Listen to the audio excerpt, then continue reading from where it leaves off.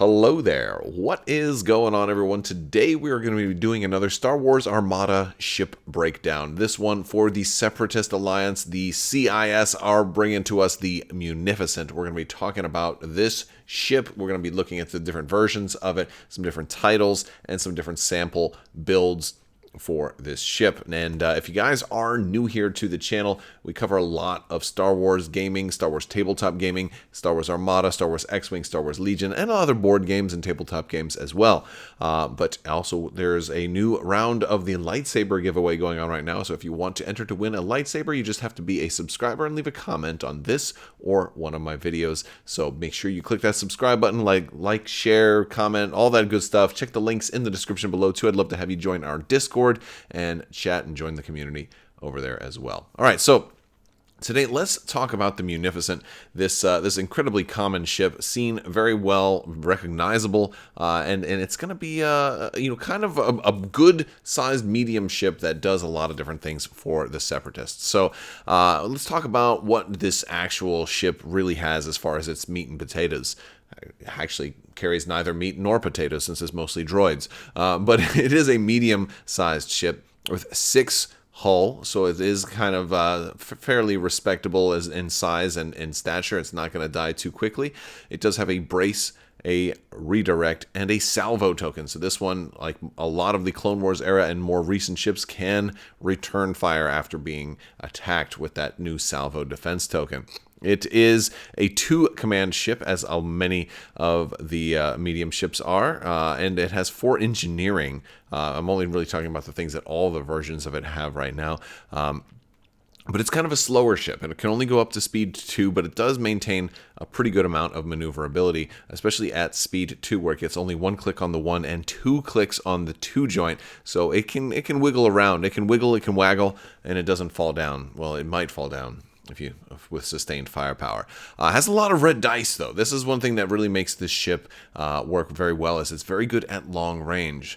Despite the fact that it does not have an evade token, works very well at long range with 3 red dice on the sides, 3 shields on the sides to match it, 4 shields on the front, but only 2 red and 2 blue in the front, with 2 red in the rear as well. So it's pretty well rounded, and it's going to really perform well at long range, especially with the anti-squadron firepower. Note that both versions do feature a red die in the anti-squadron armament, which is going to be very important. And so looking further into this ship, note that it has 3 red in the sides, no matter which version you look at, and that's important to point out that this ship's profile is that it has very, very wide side arcs. So here's a ship that kind of wishes it had Admiral Akbar available for the Separatists, because it has such nice side arcs. It's almost like a very large Nebulon B in the kind of the way that it's built and where its arcs are defined. While its front arc does have the most firepower, it's a little bit harder to bring that front to bear on opponents. So if you can manage a double arc, that's great. But if not, at least get that side arc on somebody at long range. You can maximize your red dice that way. And of course, having 2 rear printed red dice gives you a respectable salvo as well. So let's start with the Munificent Comms Frigate as far as talking about the specifics for the differences between the 2 types of versions that we see here. Now, this is a 70-point ship. This is the cheaper of the 2, and the first thing you might notice is that it has only the 1 red anti-squadron die, so it doesn't have as much as the other version, but that's okay, because this is still a red anti-squadron die, which is something that's very rare in the game of Star Wars Armada. That means it can attack squadrons at long range without having to do any special upgrades or modifications. It just has that straight out of the gate. It also is going to have a 3rd squadron point, so this it makes for a pretty decent carrier. This is a little bit more, I would say, the offensive version of the Munificent. This was one that's going to be doing more attacking and leading more squadrons into the battle than the other version. So what upgrades does it come with? Well, it does come with Officer. And of course, like we always see, we're also going to see the support team, which is going to give us some additional, upgrade potential, possibly even extra maneuverability to help make up for the fact that it's only speed 2. We do get the offensive retrofit on this version. Now, that can be used for a couple of different things. You might want to extend the blue dice range you have in the front, or you may use this to support your carrier role, because offensive retrofit tends to have a lot of carrier support upgrades to help you, those fighter squadrons, go out there and deal damage. Maybe you can activate more of them. Maybe you can activate them from farther away. Something to that effect is one of the things you will usually do on a carrier build for a Munificent or most other ships in Star Wars Armada. We also have the ion cannon and turbo laser upgrades. Now, ion cannon is an interesting thing because there's not a lot of blue dice on this ship, so the ion cannon upgrade is going to be kind of a very fickle slot on what do you really want to pick, because you have really less options if you don't want them to get wasted. A lot of the blue dice crit options that are available for ion cannon might not work quite as well on a ship that really doesn't have very many blue dice. Although turbo laser is where this thing, goes for breakfast, if that's even an expression. But the turbo laser slot is going to be the one that's going to be a lot more effective. I guess breakfast is good for all meals of the day, and that's kind of where my logic is, and that's the money maker, right? If you can have bacon and eggs for breakfast or lunch or dinner or all three, wouldn't you rather have the options to have bacon and eggs for dinner? I mean, I would. But before I get too far off topic, let's move over to the Munificent class Star Frigate. This is going to be a little bit more at 73 points. And we're going to see a few changes. First off, the negative. We're going to lose some things. We're going to lose a squadron point. Now, this thing still can command squadrons, but its squadron value goes down to 2 from 3, which is still all right. It's still good, a good kind of balanced role for this ship, but it's a little bit less. We do increase our anti-squadron firepower to a black die and a red die. So you still have that red dice range, but when squadrons get closer to you, you get to have a second die, and that's excellent, because the black dice are very likely to produce at least one hit result on enemy squadrons when you're attacking. So this one has the ability to potentially roll 3 damage on a squadron for just a single roll, because if you get a double on the red, and then of course a hit on the black die. So that's very effective anti-squadron profile for this ship. We also lose the offensive retrofit, but on this version we gain the defensive retrofit, which is a excellent option to if you're thinking about making this potentially a flagship, or at least a ship that will have extra staying power and survivability. But other than that, it's going to be pretty much the same as most other other versions of the Munificent, which there are only one other. But those are our big 2 differences. It's going to be 3 points more expensive, and a lot of that is the extra die you're gaining in the anti-squadron. Extra dice on offense tend to come at a premium, and but you do pay for it a little bit in the sacrificing of 1 squadron point and then switching around the upgrades. I personally find defensive retrofit to be very nice, but then again, at the same time, there are tankier ships to be had. Now, this was going to be the flagship of choice for a lot of players just starting out in the Clone Wars that maybe haven't picked up something like a Providence yet, but there are better flagships out there. But since this one does come in the starter, this does make for a good flagship, either for your first fleet, or maybe if you're trying to go for multiple ships and cheaper point costs, this one can be a little bit cheaper of a flagship for you. There are 2 different titles available for the Munificent. We have the Tide of Progress 12, which it's funny because I guess the first 11 got blown up by the Republic. So how's that for progress? It's only a 2-point title. It is an exhaustible card. It will cost you an engineering token to get this thing readied again, which is featured by the little kind of red sidebar on the Tide of Progress 12. It says, before you are dealt a face-up damage card with the ship trait, you may exhaust this card to discard that damage card without resolving its effect. Now that's a pretty cool title. It's only 2 points also, so it's going to be one of those things that it's great to have this, even if you don't need it, because I would rather have it and not need it than need it and not have it. And for only 2 points, you can certainly afford that. It's going to be great on any type of flagship build, or anything that is you expect to take a lot of fire, or maybe you do want to put into the line of fire. Maybe you're going up against bombers. Maybe you're going to try to line up that front and side arc at the same time and get a little close enough to throw those blue dice at your opponent, but that means blue dice are also coming back at you. So this can be a good one for a ship that you expect to take a lot of damage. For 5 points, also, we have the Sa-Nalaor. I don't even know if I'm pronouncing that correctly, but I like the way that I did it, so I'm just going to go with that. While defending, if you are at speed 2 or higher, you may spend a defense token to resolve the evade defense effect instead of that token's effect. You cannot resolve the evade defense effect more than once per attack. So basically, for 5 points, you're getting a little bit more long range behavior, and since the ship does not have an evade, what it lets you do is it lets you basically proxy one of your defense tokens for the evade's effect, and it can be anyone. So even if they accuracy something, you can still be just like, all right, evade. Now evade is much improved in Armada 1.5, which is the Clone Wars kind of version of Armada over the previous game state. Whereas evade now can work even at close range, and it also has the ability to be discarded as part of spending the token's effect if somebody's attacking you and they're a larger ship class than you. So if a large ship is attacking you, you can potentially get rid of an extra die or even force a reroll for an extra die. So it's a nice option to have. It's going to work much better at long range because it actually cancels a die outright at long range versus medium and close, where it just forces a reroll. But it's also something that can be used against squadrons, especially if you got a bomber that's attacking you and they happen to roll that hit crit. Those bomber command centers that like to do stuff, and so it can be useful for those purposes, especially if once you're out of shields. And then you want to spend your redirect or something like that would otherwise be useless.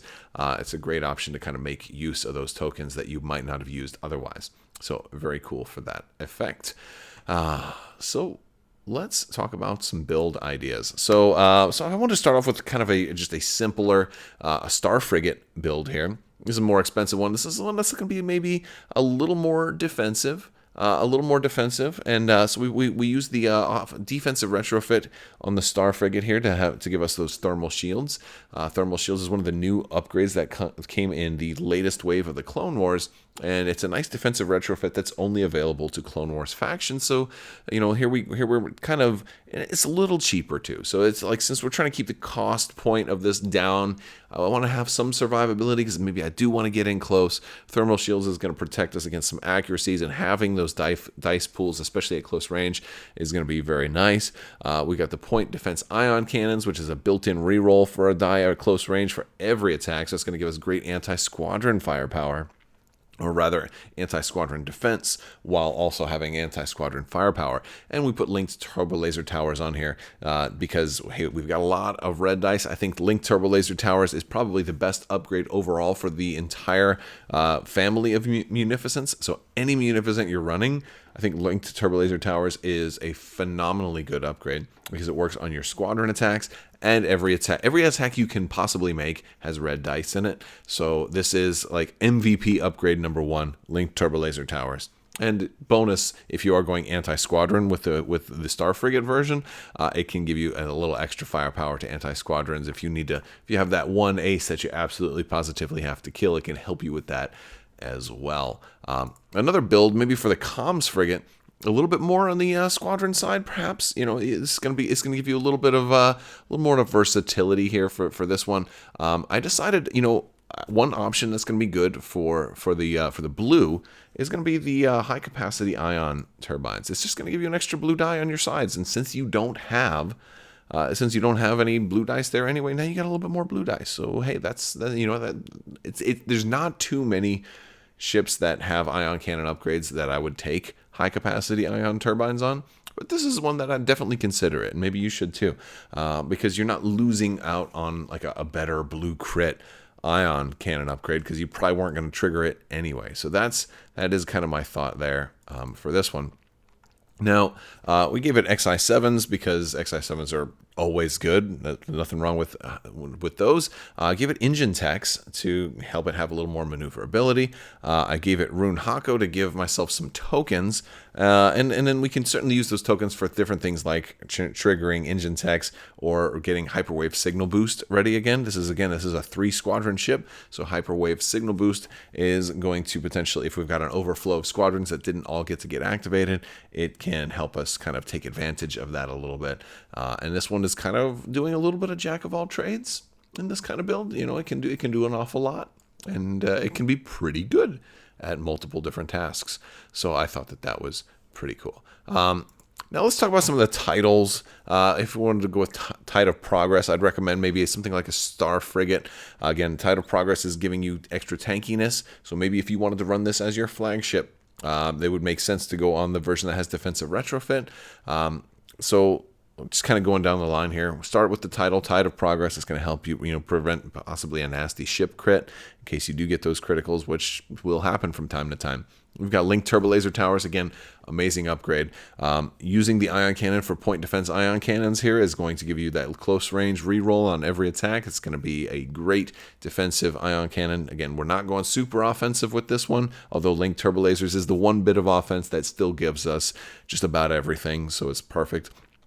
We're taking the best defensive retrofit slot we can get with the the electronic countermeasures, which is going to be just an excellent option. I'm trying to squeeze all the engineering we can get. This is a 4 engineering ship. Let's take an engineering team so we can get an extra point. So basically, if we have a token, and a token alone is going to get us 3, so that's great. But if we happen to have a token, or if we happen to have the command dial, it's going to get us 5. If we have them both, then that's going to be 7. We won't actually get a full 8 out of that because it's still only one instance of the command, but it's still pretty nice. And then we've got Wat Tambor, who can get us even more engineering points. So if this is, there's a way to keep this thing alive for a very long time, even though it's only a medium ship. And this is some ways that you could potentially build it. Now moving on to the comms frigate for the Sa Nalar build. I'll just call it the Sa build. The Sa build here is a little different. I tried to put a couple of different things on here. So I went with quad battery turrets because here is a turbo laser upgrade that's actually giving you blue dice. And I think it can work quite well. This is a ship that wants to be at long range.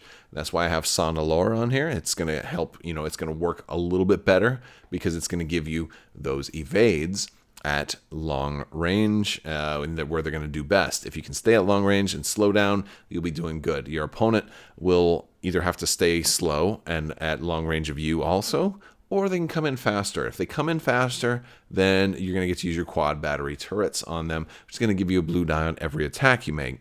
And that's where we finally say, hey, let's now take that ion cannon slot and let's turn that into one of those great ion cannon blue crits. And so we put heavy ion emplacements here. It works well with quad battery turrets. It is a little on the risky side because you may not always trigger it. So this is a ship, maybe you will point this one a little bit more towards the enemy fleet.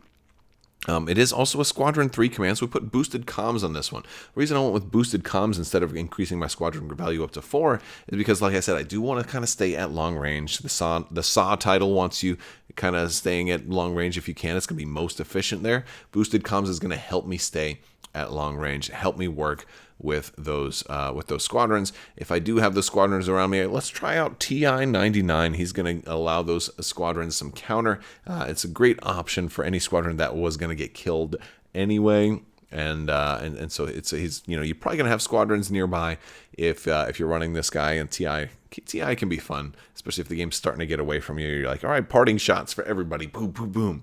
But yeah, that's kind of some ideas on how I might fly the Sa Nalar. And that's the Munificent, guys. Let me know what you guys think of this breakdown. I've been kind of running through all the Clone Wars faction ships, but I know some of you guys have asked about hey, can you do this ship? Can you do that ship? My goal is to do every ship. My current schedule is that I want to finish all of the Clone Wars era ships first, and then start working on the Galactic Civil War ships again, because some of those I had already done, but I think it's worth a revisit, as well as an updated what to buy first list for 2022. I think there's some of that could be revisited as well. But that's currently my plans for Armada, in addition to certain build ideas and battle reports, and maybe we'll do some more. I want to do some more 600 points games in 2022. But let me know what you guys want to see. I will talk to you guys later. I want to thank you all so much for hanging out with me today. Big thanks to my patrons. You guys are absolutely amazing. Make sure you don't launch your loved ones out an airlock, because that's, that it sounds funny when it happens in RPGs and stuff like that, but man, it would be rough. I don't think your loved ones would forgive you.